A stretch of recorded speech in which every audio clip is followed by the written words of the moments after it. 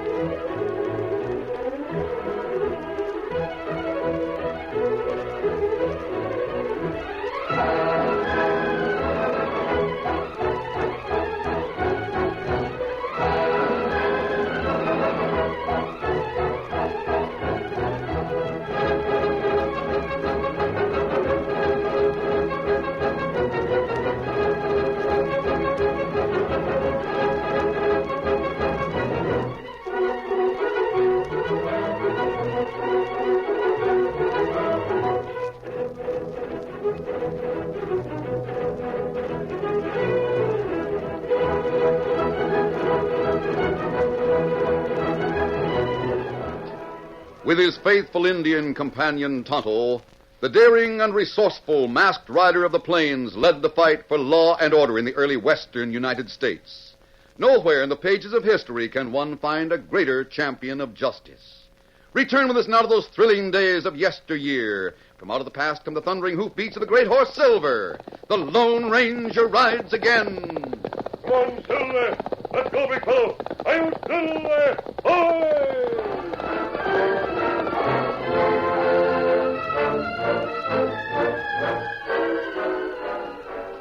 A well-dressed man left the Union Pacific train at the station in Frontier Town. He walked quickly to the office of the Southwest Bugle and went inside. How do you do, sir? How do you do? I'm looking for the publisher of this newspaper. I understand his name is Milo Phillips. That's his name, but he's not in right now. Oh, that's unfortunate. I've come quite a distance to see him. I'm his daughter, Sally. Perhaps I can help you. Perhaps you can. My name is Brophy.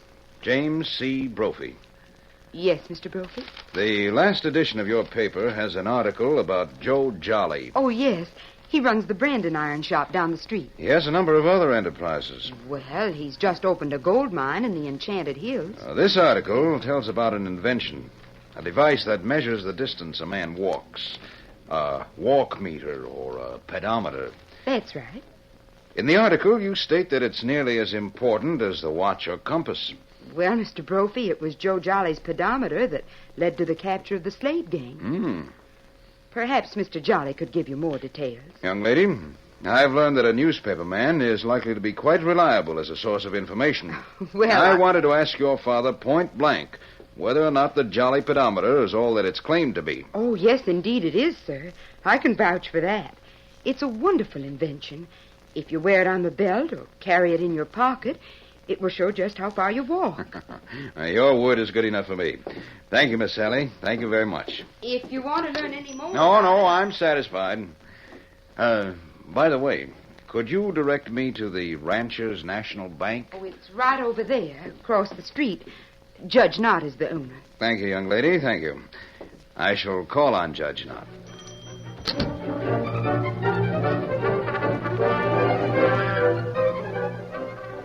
Mr. Brophy, you seem to be particularly well informed.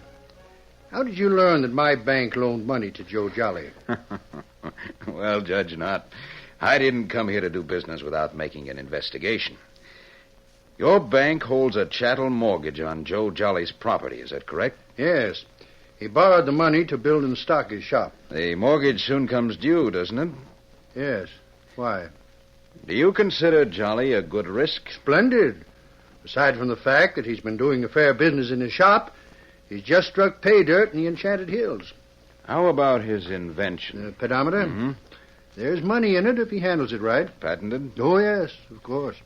Does your mortgage cover his rights to the invention as well as the shop and equipment? It covers everything he owns. And we can do business. Judge Knott, I want to buy the mortgage. I hadn't thought of selling it. I'd be willing to pay a premium. Why? I'm something of a gambler. I play hunches. And I've a hunch that Jolly won't be able to meet his obligation. But that's preposterous. He's been doing a fine business. I happen to know he hasn't started operating his gold mine. No, he doesn't believe in banks. He keeps his money hidden in his shop. And a lot of things might happen between now and the date the mortgage falls due. However, as I say, I'm a gambler. Perhaps I should tell you, Mr. Brophy, the gold mine is not covered by the mortgage. The pedometer could be made more profitable than a gold mine. Now, let's discuss the price for which you'd sell the mortgage.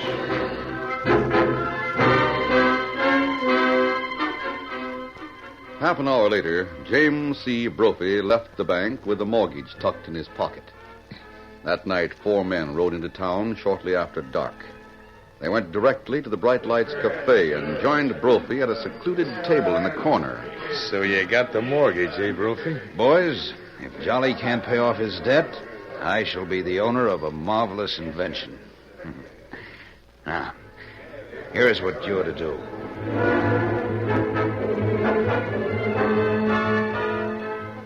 It was later that same night. In fact, it was just about midnight when the people of Frontier Town were roused by a clanging triangle, the alarm that signified fire. Fire! Fire! Hey, it's Jolly's place. The branding iron shop. Spread the word.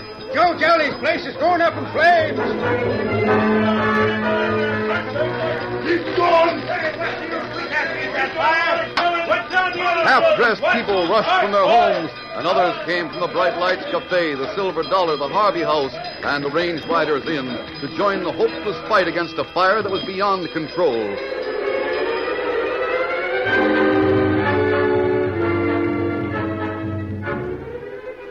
Judge Knott was watching from a window of his home when his wife came to his side. Look at that, Henrietta. Look at that fire.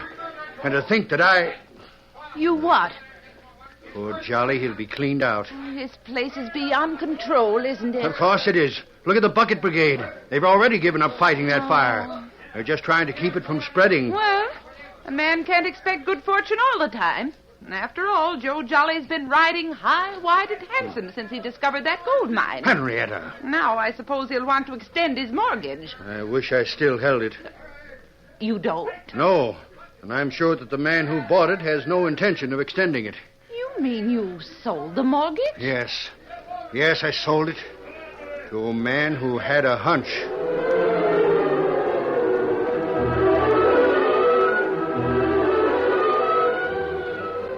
The leaping flames cast a red glow in the sky over Frontier Town. It was seen by the Lone Ranger and Tonto in their camp some distance away. They saddled their horses and rode hard. By the time they reached the edge of town, Joe Jolly's shop had collapsed to a mass of embers. They dismounted in the darkness, apart from the people who lingered at the scene. We'll stay in the dark, Tonto. I don't want people to see me with this mask. Joe Jolly over there. Yes, talking to someone. And see him plenty mad. I haven't seen that man he's talking to around town before. I wonder who he is. You not know him. If we go a little closer, perhaps we can hear what's going on. Now, listen to me, Johnny. There'd be absolutely no point in telling you I'd bought the mortgage unless it were true. I won't believe it until I see it. And even then, I won't believe you got the mortgage unless Judge Knott himself says he sold it to you. He'll tell you. When did he sell it? This afternoon. This afternoon. And tonight my place burns down, and with it all my savings. His savings? You mean to say you kept your money in that shop? What if I did? That's my business. And you'll be unable to pay the mortgage? That's about the size of it. Looks like you made a bad buy, Mr. Brophy. Yes, so it would seem. However, that's the way things go. Of course, I may be able to salvage something from the ruins. You mean you're going to foreclose? I have no choice, Mr. Jolly. I understand you hold a few patents. I might be able to realize something on them. The only thing worthwhile I ever invented was a gadget that shows how far a man walks. Hey, wait a minute. That's the pedometer. I'm not going to let that go. Let's postpone any further discussion until morning. You're tired now, Jolly, and perhaps you're not thinking clearly. But the pedometer Your patent is one of the few assets you have. Surely you're not going to begrudge me that. But we'll discuss it all in due time. Good evening to you, Jolly. I reckon I'm really cleaned out. But I won't take it without doing something about it. I'm going to have a showdown. No way. Let him go, Tonto. But you say you want to talk to him. Plenty of time for that. What we've just heard changes a lot of things.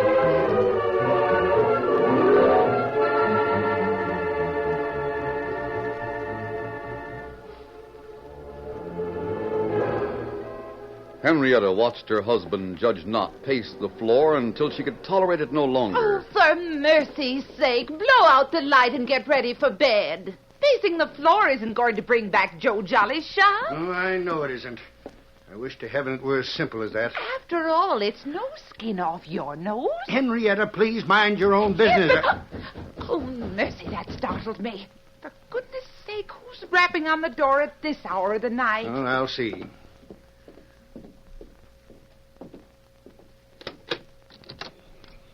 Oh, Joe Jolly. Yes, it's me, Judge. Maybe I'd better say bank or not. It's too late for company. I reckon it is pretty late, Mrs. Knott, but I knew you were up. I could see your lights burning. I guess everyone in town is up late tonight, thanks to the fire at my place. What do you know about that fire, Judge? I? You held a mortgage on my place. Is it true you sold it to a critter named Brophy? Yes, Joe, it's true. Sold me out. I couldn't believe it. Now, listen to me, Joe. And I always thought that you were one of Frontier Town's finest citizens. And so he is. For your information, Mr. Jolly, it's the duty of the head of a bank to protect the money of his depositors. That can best be done by running the bank as profitably as possible. Well, Henrietta, let me tell him. I had a chance to sell your mortgage, Joe, at considerable profit. To Brophy? Yes. And now I'm cleaned out. I've lost my building and all my savings. If you'd kept your money in the bank where it belongs instead of hoarding it somewhere in your shop, you wouldn't have lost it. Henrietta, please. And what's more, I've lost my patent rights to the pedometer. The only thing in my life I've ever done that was worthwhile. My one chance to amount to something, and that's gone, too. How much is Brophy going to give you? What? You heard me. I'm no fool. I know that Brophy started that fire. Looks to me like you were in cahoots with him. Jolly, that's not true. I have all the contemptible... I think it is true. Admit it. Joe, Joe, put that gun away. Give me the truth. I've told you I You're can't... going to admit working with Brophy. Then you're going to pay up every dime I've lost. I'll take it in cash or I'll get it out of your hide. Now, don't be a fool. Put that gun down. You heard what I said. Speak up. Confess. I can't. I'll fix him. Henrietta! No! Henrietta. Henrietta, what have you done? I've shot him. He was so intent on you, he paid no attention to me. Here, Joe. Let me help you. You fool. Why did you do it? Put that gun away. Are you speaking to me? I am. Oh, fine gratitude for saving your life. Charlie didn't mean to shoot me. Well, Don't stand there jawing. Go get Doc Drummond. Oh, wait. He's masked. Come in, Tonto. Take a look at Joe and see how badly he's hurt. You get out of here. Get out, I tell you, or I'll shoot you, too. You've done about enough shooting, Mrs. Knott. I'll take that gun. No, you... There. No. Where did you come from? We just got here. How is he, Tonto? Well, him not die. Me patch him up so him be all right. Oh, the poor devil. I can hardly blame him for coming here as he did. If conditions were reversed, I might have done the same thing. Judge Knott, the point is this. Under the present conditions, what are you going to do?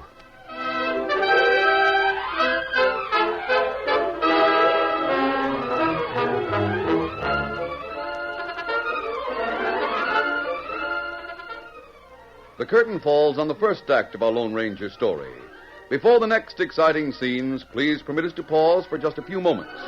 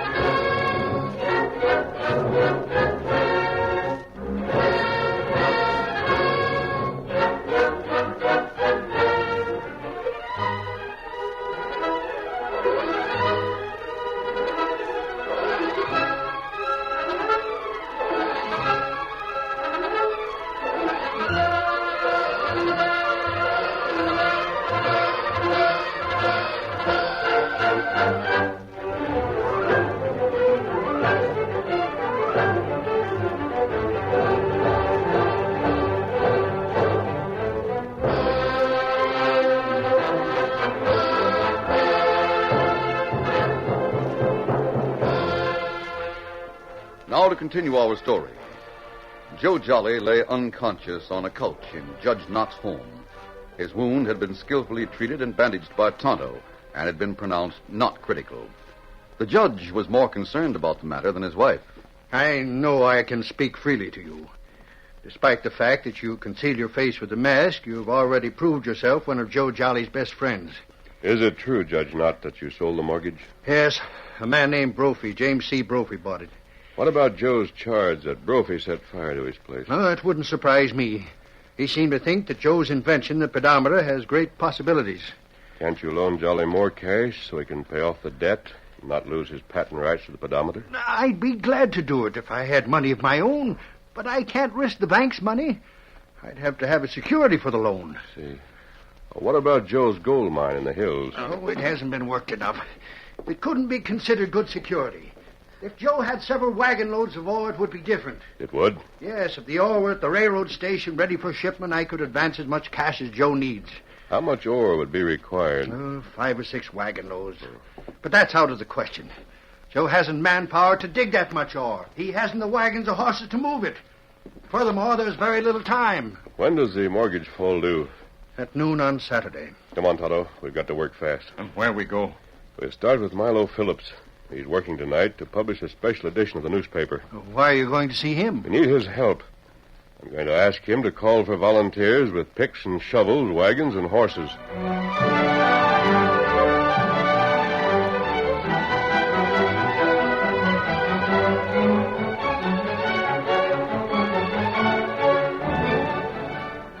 Milo Phillips proved cooperative. His newspaper carried a plea for men to help get Joe Jolly's ore out of the ground. But Phillips did more than this. He sent friends in all directions to ask ranchers and farmers to help. There were a score of volunteers at Jolly's mine. They had blasting powder and tools for digging, and they made the dirt fly.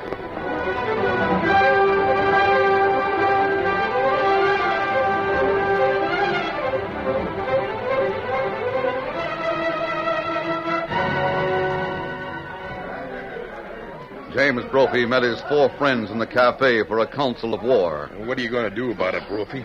The way those men are working, they'll get all the ore Joe Jolly needs. Kendall, it's up to you and the boys to get busy.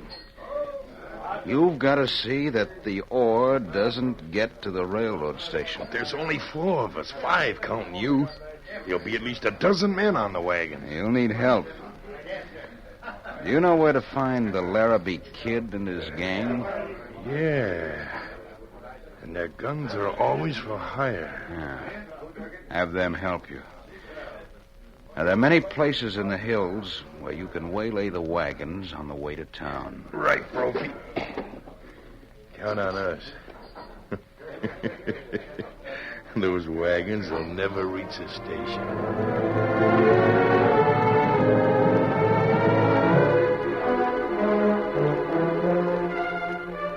At sundown on Friday, Joe Jolly was seated near a window in Judge Knott's home when he saw the Lone Ranger rein up outside. Well, Judge!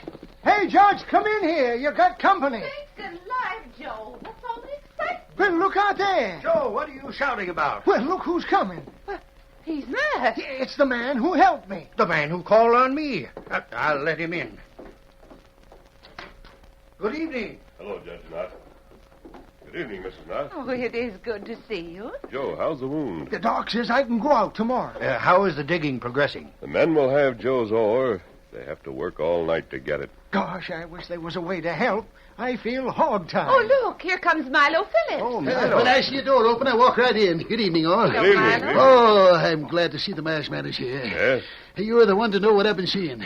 What's that, Milo? The Larrabee Kid and his gang are camped in the hills. I've heard of him. Oh, bad, plenty bad. He generally has about 25 men in his gang. And they're all with him. Does the sheriff know? Well, there's no outstanding charges against the kid. Oh. What worries me is he's going around with a critter named Kendall, and the fact that Kendall is friendly with James C. Brophy. I'm wondering if maybe the wagons might have trouble on the downhill run from the gold mine to the station. I wonder.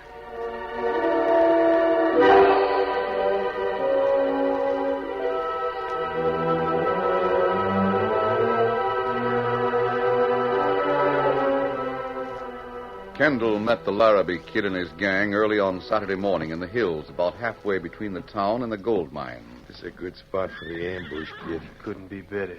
We can hide out on both sides of the trail. How many wagons will it be? Not more than 8. I'll get the boys fixed. You boys, spread out. Find places to hide on both sides of the trail. And open fire when I signal with the first shot. I guess we're all set, Kendall. If any of those drivers are uncommon lucky, one of them might get through to the station. But I guarantee that 5 of them won't make it.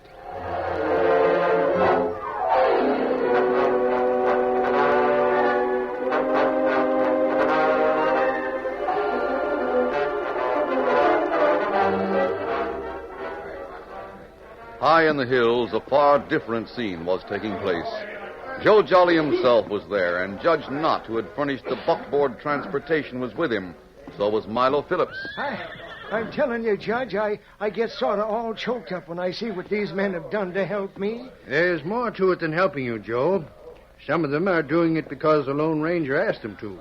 And others are doing it because they know Jim Brophy burned your shop. They can't get him for that, but they're bound to determine he's not going to take your pedometer patent away. All right, men. Get to your seats. They're ready to start. I wonder where the Lone Ranger is, and Tonto. Well, I don't know, Joe. I thought for sure they'd be here. Well, Phillips, I guess this is the big test. You better get into my buckboard and go ahead. We'll make sure the trail is clear. Yes, see that there's no sign of any ambush, such as Milo here suspected. We're all ready to show off, Joe. We're going ahead in the judge's buckboard. If there's any sign of danger, we'll let you know. All set? Yep. Let's go, Judge. Get up there. All right, men. Keep putting hands on your brakes. Don't let the wagons get out of control. Follow me now. Get up there. Go on. Get up there. Come on now. Get up there. Get up there.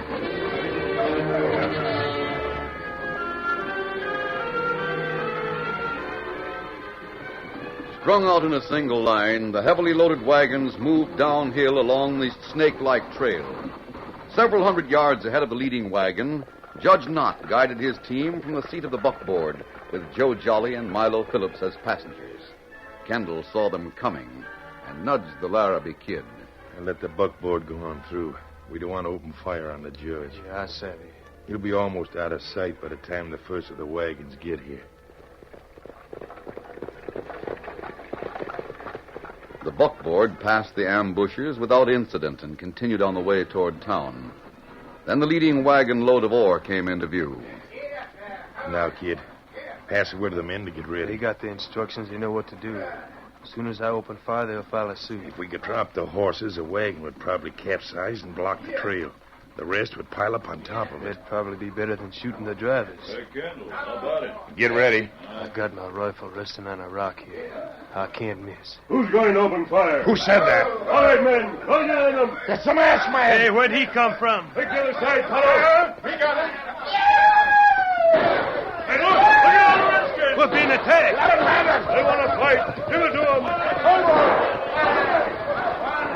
Men and horses leaped into action from concealing rocks on both sides of the trail. The Lone Ranger led the attackers on one side, while Tonto, followed by a number of Indians from Flying Arrow's village, swept down from the other. Kendall and his men, including the Larrabee Kid's gang, were trapped between two factions. They were taken by surprise, and they were heavily outnumbered. Some of them didn't even have the chance to fire a shot. Put on your guns. Get your hands up. Get ropes on those men and bring Kendall to me. Now, wait, listen, mister. Kendall, you're going to talk. What I tell you. We've a lot of questions to ask you, mostly about Joe Jolly's fire.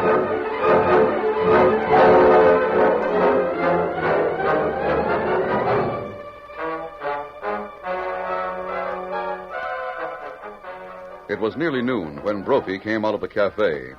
He found Milo Phillips on the porch. Oh, you going somewhere, Brophy? Yes. Come along if you want a story. Well, maybe I can get the story right here. Yes, I dare say you might. I'll let you know as soon as I've taken over Jolly's assets for whatever they may be worth. You can't do that until noon. 10 minutes to wait. Looks like you can transact your business with Jolly without leaving the porch. Hmm? Here he comes. And if you ask me, he doesn't look unhappy. What's that crowd following him? And let's see. There's Judge Knott, Sheriff Two-Gun Taylor, there's Tarberry of the Lazy Y, and there's quite a number of ranchers. Those men. Look, some of them are tied. Bad lot, if you ask me. A couple of your friends seem to be among the prisoners.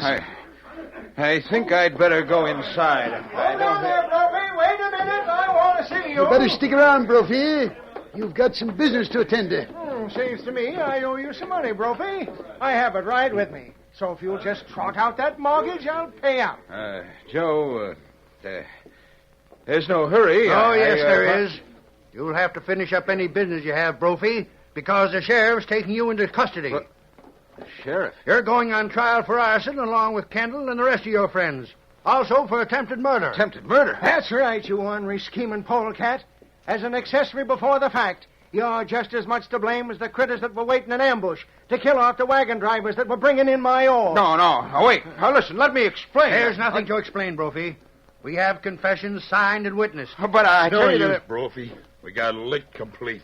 The Lone Ranger rounded up a lot of ranchers, and his pal brought Flying Arrows Indians to catch us. Lone Ranger? That's right, Brophy.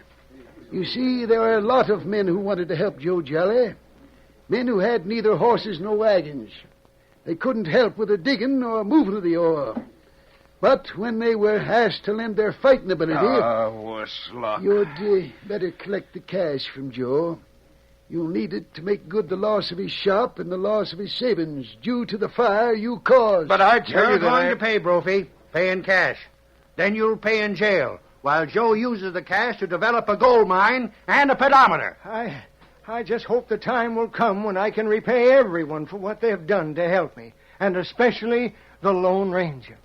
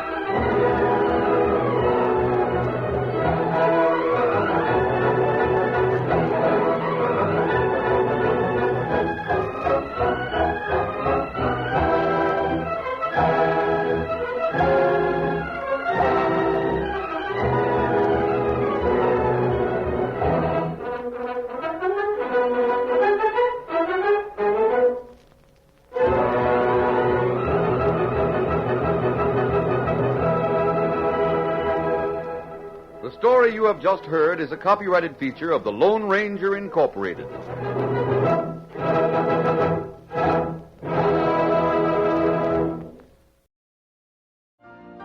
You've been listening to the OTR Gold Network. Find more classic radio at otrgold.com.